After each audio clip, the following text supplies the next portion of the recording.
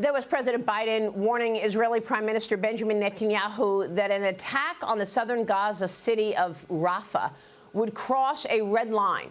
Biden saying that he could not accept more dead Palestinians. Netanyahu responding, doubling down on the invasion plans. Watch. You're 100% sure that you go into Rafah? Oh, we'll go there. We're not going to leave them. I have a red line. You know what the red line is? That October 7th doesn't happen again. Joining me now is Virginia Congressman Rob Wittman. He is the Vice Chairman of the Armed Services Committee and a member of the China Select and Natural Resources Committee. Congressman, thanks very much for being here. Your reaction to all of that, President Biden is urging Netanyahu not to go forward, to start this ceasefire, and we don't even know if Hamas is going to release any of these hostages. You heard what Netanyahu said in response. Maria, Israel is our closest ally. We should not be dictating to Israel what it needs to do to protect itself against Hamas terrorists. Just not what we should be doing. What happens if, in fact, this continues and Israel goes forward? What do you think Biden means by a red line? What does that mean for Israel once Israel does go forward? Because Netanyahu is moving forward. Well, Netanyahu is moving forward, and he's going to make the decisions that are in the best interest of Israel. And we would be, I believe, resisting if Israel were to tell the United States what to do to protect its interests around the world. So I think that we need to be very careful, very mindful that Israel's in a situation, as President Netanyahu said, to make sure that October 7th doesn't occur again. How do you do that? You destroy Hamas. You take away its ability to perpetrate terror against Israel. Yeah, I mean, it's interesting, this tact that the president has on this. President Biden seems to be putting the U.S. at odds with Israel. I mean, they were attacked in an unprovoked attack from Hamas. And throughout all of this, while the U.S. has been supportive of Israel, it seems these last couple of months, President Biden has put the U.S. at odds with Israel over a continuation of this. Exactly, Maria. And we shouldn't be at odds with Israel. They're our closest ally. We should be supporting them. We should do everything that we can to help them in defeating and destroying Hamas. I mean, we've seen the horror of that day. Why we're not standing by them and saying, listen, we're not going to tell you what to do is just beside me. It's the wrong track and it's the wrong policy by the Biden administration. Well, so much horror and wrong policy in the world. The New York Times is out with a piece this morning called From China to New York by Way of the Southern Border. They report that more than 21,000 Chinese nationals have arrived in New York City since October of 2022. Of course, we've been reporting this. It's actually 20,000 people just since October of last year.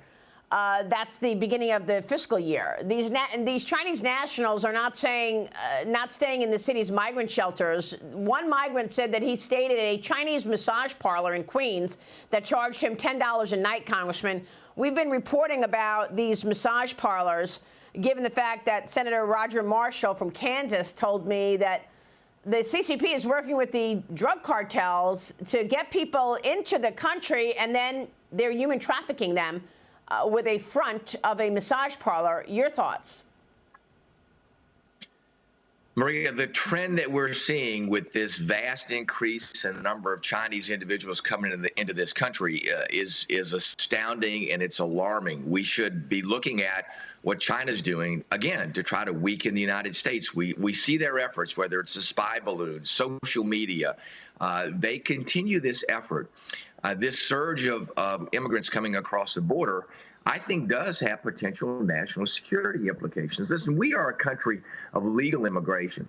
The key is, though, is remember, China's not our friend. They look to exploit the United States. These instances of these individuals coming over, I think, should cause everyone to question why this surge recently. What's behind this? And I think that there are national security implications behind this surge of illegal immigrants coming from China to the United States. Yeah, so what is it? I mean, I want you to listen to Senator Roger Marshall with me just a few weeks ago on what he says is taking place with these organized crime groups in China. Watch. We're seeing an explosion of human trafficking. The Chinese Triad, which is an organized crime unit, a multinational, been around for hundreds of years, is behind this. And wherever you're seeing fentanyl trafficking, you're going to see human trafficking explode as well. We have more massage parlors than we do Starbucks now in Kansas. And certainly I think that can be said in most every state. So this Chinese Triad, I mean, they are sophisticated. Your listeners need to understand that this is not the dirty workers like the cartel. The cartel is doing the dirty work, but the Chinese Triad is very sophisticated, Harvard-trained lawyers, Harvard-trained accountants that master the money laundering part of this. So you're going to see massage parlors spring up, and then next to them might be a restaurant, it might be a hair salon, a nail salon, those types of things.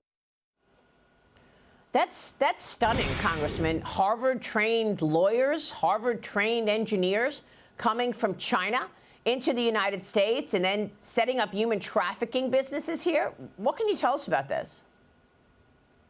Well, Maria, we know that the Chinese are manipulative, they're exploitive, they will do everything they can to weaken the United States. This is only one of many of their tactics and the things that they are doing to harm the United States. I think we should be responding to this. I think that, again, it's a result of a failed policy by the Biden administration and an open border and allowing China to operate in our country in this way. This is not in our best interest.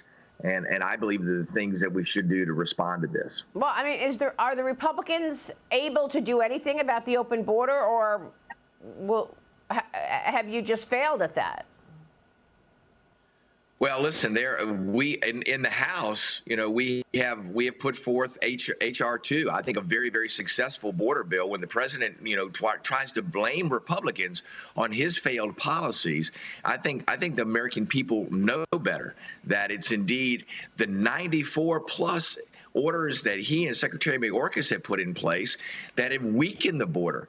He could rescind those orders tomorrow, Maria. He has the executive authority to declare an emergency and close down the border. He certainly uses his executive authority in other ways that even the Supreme Court has said are unconstitutional, with him forgiving student loans. So he's not afraid to use his executive power, except when it comes to protecting this nation's interest, like securing the border. All right, we will leave it there. Congressman, we'll be watching this, of course, as we have been for some time. Rob Wittman, thank you, sir.